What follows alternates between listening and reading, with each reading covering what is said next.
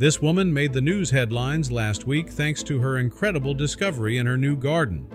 She bought a house and moved in, but unbeknownst to her, a huge war bunker was buried in the backyard.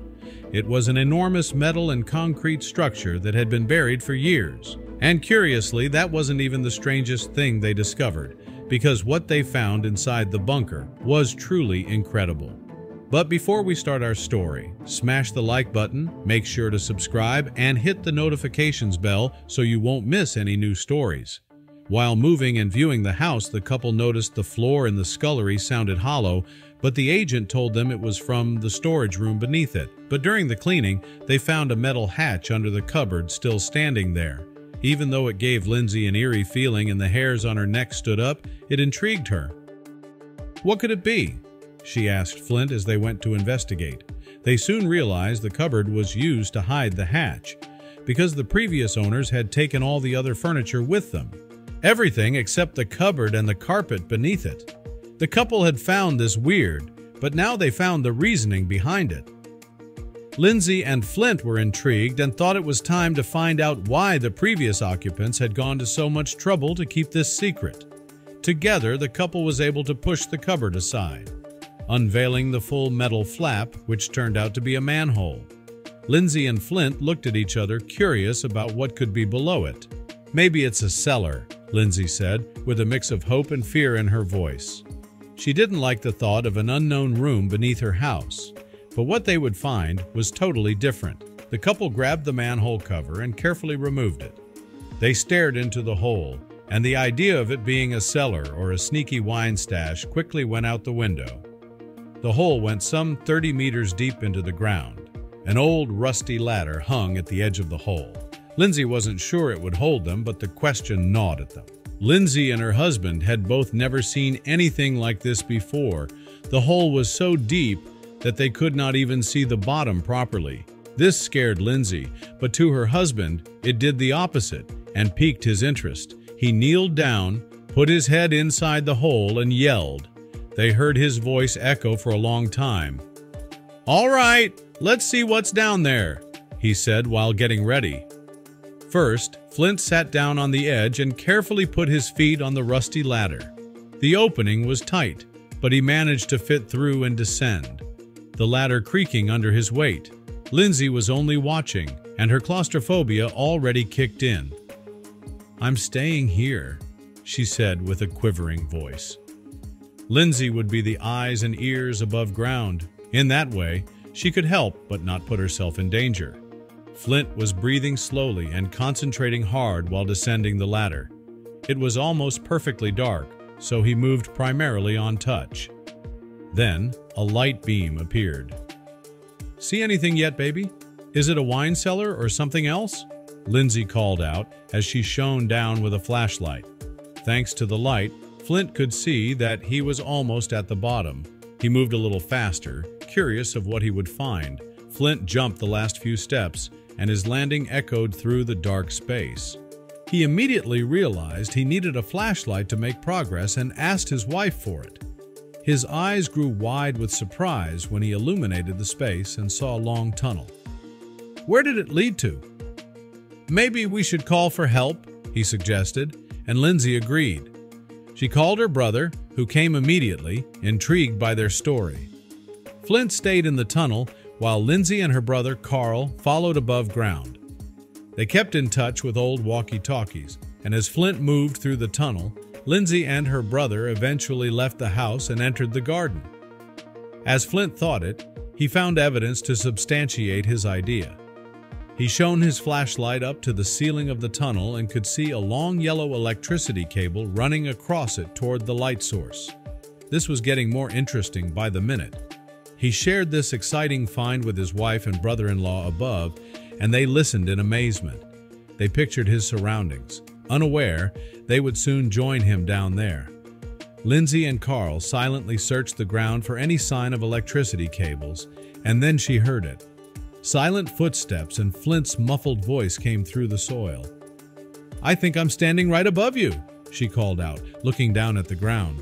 And then she saw it, a small piece of concrete sticking out on the turf before her feet. Was it part of the tunnel? Was it the exit? Lindsay kneeled to grab the object, but it was stuck. "Come look at this," she called to her brother. Carl ran back, and they began digging together. Flint, muffled below, shouted, "I see light." Their digging revealed a tunnel, and Flint, standing half-covered in darkness near a large iron door. "I can't open it alone," he said. Carl jumped down without hesitation, and Lindsay hesitated briefly before following. Inside the tunnel, Lindsay was awestruck by the discovery beneath her property. They reached the door and, with great effort, forced it open. Behind it was a room that hinted at a mysterious past. "What is this place?" Lindsay wondered aloud. The room was filled with personal items, magazines, and glass jars labeled whiskey and rum, dated 1945. Lindsay was stunned. Could this have been a wartime bunker? They moved cautiously deeper, uncovering more rooms. In one, a locked suitcase caught their attention. Lindsay pried it open to find secret documents detailing Allied submarines from 1945. These papers, had they fallen into enemy hands, could have altered history. Lindsay realized they had stumbled upon something extraordinary. Further exploration revealed a cupboard filled with perfectly preserved items, neatly folded clothes, bed sheets, and weapon holsters. "This could fill a museum," Carl said, as Lindsay began forming a plan. They needed help to excavate the bunker properly. Outside, Lindsay called their new neighbor, who owned a construction company. He was intrigued and soon began assisting with the excavation. Days later, the trio was startled by a loud bang. Rushing to investigate, they discovered an observation tower at the garden's edge. Once cleared, they ventured inside and were amazed. The equipment was pristine. Giant binoculars, documents, and even anti-aircraft guns were preserved due to the lack of light and oxygen. The tower became the centerpiece of their vision to turn the bunker into a museum. The couple envisioned the viewing dome overlooking the dunes as the museum's main attraction. "Just as it did back then," Lindsay remarked. Everything seemed to be going as planned, but they were unaware of the tragic future awaiting them. Eventually, the bunker was fully excavated and ready for visitors, but one challenge remained: the entrance. After much deliberation, they decided to transform the original hatch Flint had entered through into the main entrance, offering visitors the full experience. Weeks of hard work paid off, and the museum finally opened to the public. At first, Lindsay and her family ran the museum part-time, but as it gained popularity, it became their full-time commitment. They invested everything into it, even leaving their new house. But one morning, Lindsay was horrified to discover several items missing. Devastated, the family temporarily closed the museum to investigate. They created a list of stolen artifacts, documents, vintage bottles, and war memorabilia, and reported the theft to the police. When the officers arrived, Lindsay explained the situation with rising concern, especially since the museum wasn't insured. The police promised to investigate and asked for leads, but the family had none.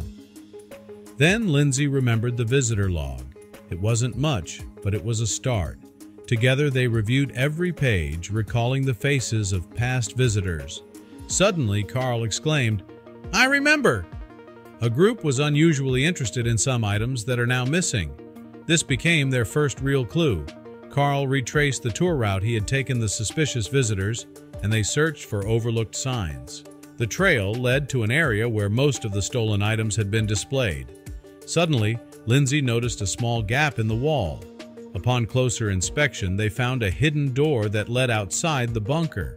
Nearby, they discovered a map of the bunker's layout. Shocked, they realized the thief knew the bunker intimately, raising fears of another robbery.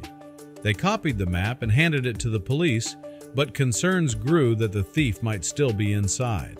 They scoured the bunker thoroughly, eventually deciding it was empty, though unease lingered.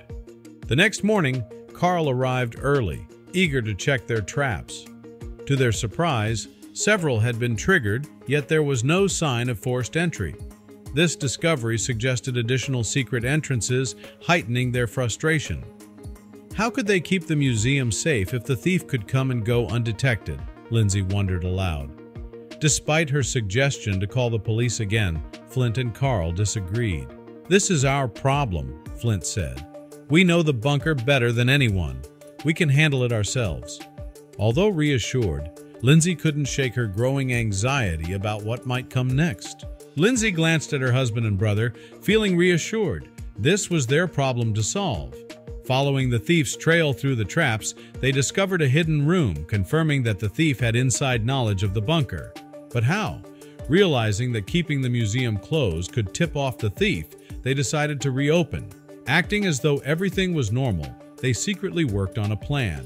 One idea stood out: staying overnight to catch the thief in the act. Armed with flashlights and walkie-talkies, they positioned themselves strategically throughout the bunker, their hearts racing with anticipation. Hours passed, and fatigue set in, but Lindsay was jolted awake by the sound of soft, stealthy movements. "Someone is coming," she whispered into her walkie-talkie. In the darkness, a shadowy figure appeared, taking items. This was it, the moment they had been waiting for. Tension filled the air as they confronted the thief, shining their lights on his face. Sweat glistened on his forehead.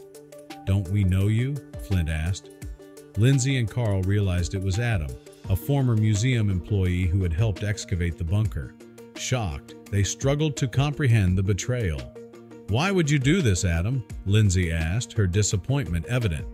Adam sat down, his head in his hands, and sobbed. He confessed that financial struggles had driven him to desperation. His voice trembled with regret as he admitted to his actions and apologized. The situation left Lindsay, Flint, and Carl with mixed feelings. They decided not to involve the police, agreeing that Adam could return all the stolen items. Though disappointed, they understood Adam's tough situation and wanted to give him a chance to make amends. Adam, overcome with disbelief and emotion, asked, "You would do that for me? Even now?" He promised to recover everything, inviting Flint to accompany him as proof of his sincerity.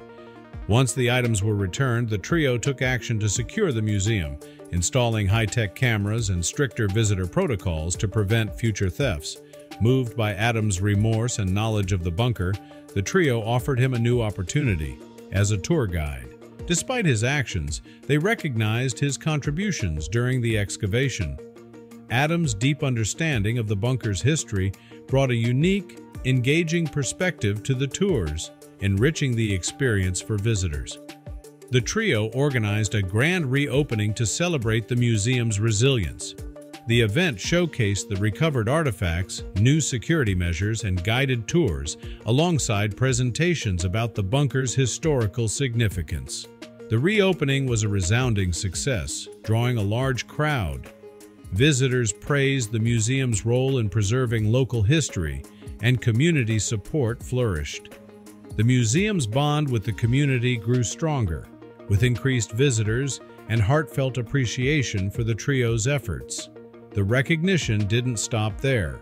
Lindsay, Flint, and Carl received an award from the local government for their dedication to historic preservation.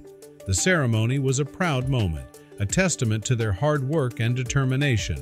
The journey from discovering the bunker to transforming it into a thriving museum had been fraught with challenges, but the trio's perseverance turned their vision into a reality, creating a legacy for their community and a celebration of history.